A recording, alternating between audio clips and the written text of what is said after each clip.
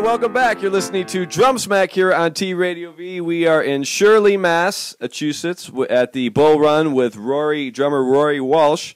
And we're just talking about some of the influential players that we all need to listen to, we all know about, and just kind of, we left it off. I mean, you're talking about, Clyde Stubblefield and Jobo and all that. So tell me a little bit more about, kind of where you left off there.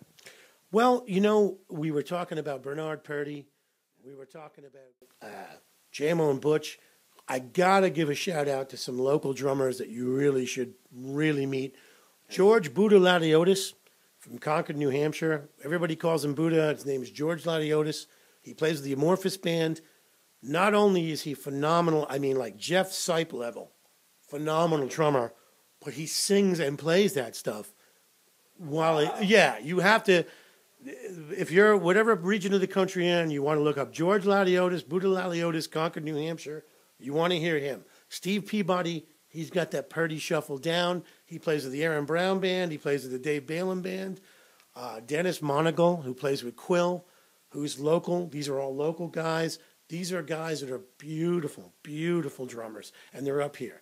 Also, I got to give a shout out to North Shore Drums in Beverly, Massachusetts, owned by Nate from Portland, who is another fantastic drummer.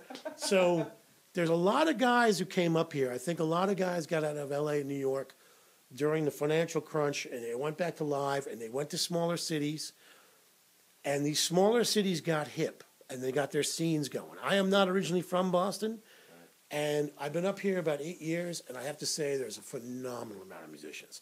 Also, we have to give a shout-out to John Iltis from Henley Douglas Rhythm and Blues, HD R&B, wonderful drummer, and Pete McLean from the Boston Horns, who was absolutely David Garibaldi reincarnated. A wonderful, wonderful drummer. All right. So there's some guys up here that you play, and there's a real, how would I say it, a comradeship. There's a real friendship, and it really works up here. And those guys, I would not recommend a coconut, as my brother would say. So... Well, we'll check all those guys out and look them up. Tell us a little bit about your setup and what you like using for some of the gigs. I mean, like if you have any endorsements or just tell us how you set up your kit and everything, and what snare drums you like using, and hi-hats and stuff like that. I've been really, really lucky. When I started, I'm 46. When I started in the early 80s, Ludwig and Slingerland were on their way out. Tama, Pearl, and Yamaha were coming in because, like the cars, like Toyota and Nissan, or Datsun, remember that? Yeah. They put their research back into the thing. And to me, with the vintage kits, Dave Maddox, who also lives in Marblehead, Mass. Up here, a wonderful drummer. Obviously, I grew up listening to him. He said something so true. He said, there's a lot of terrible old stuff. You had to go through buckets of those cymbals. And the hardware is my big problem with vintage stuff. The reality, as drummers working with that, I play congas and timbales as well, and I found like people didn't really think about the hardware. So Yamaha, Tama, and Pearl were the game in town when I started. Ludwig and Gretsch and Slingerland were kind of fading out when I started, which is kind of odd to think, right? I use a company called Eames, E-A-M-E-S. It's run by a genius named Joe McSweeney. He grew up with Joe Morello in Springfield, Mass. He ended up doing Buddy Rich's last kit, the Radio Kings. That was Joe Morello who restored them. Joe McSweeney who restored them. He has Joe Morello's Brubeck kit stored in Eames Company. It's in Saugus, Mass. EamesDrumShells.com. Okay. And what he does is he can put Ludwig, Pearl, or Yamaha hardware on it for you. He cuts the tree. He bends the wood.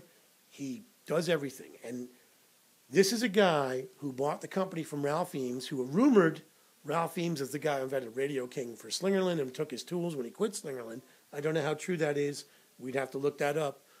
But I know Joe McSweeney is a genius. He has a room of drums upstairs. Danny Gottlieb, Steve Jordan uses his stuff.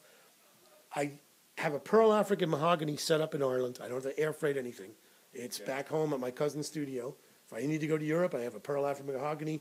I prefer a small kit. I've had big kits, but I started out with a 4-piece. I like the soprano, alto, tenor, bass. aspect of it. I really like that. I love timbales too. I loved your rack tom tonight. I thought that. Yeah. I like that a lot, man.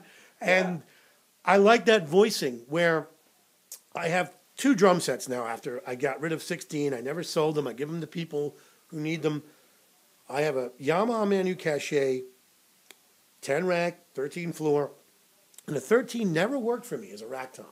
I guess the way you throw your weight at it, but as a floor tom, it's brilliant.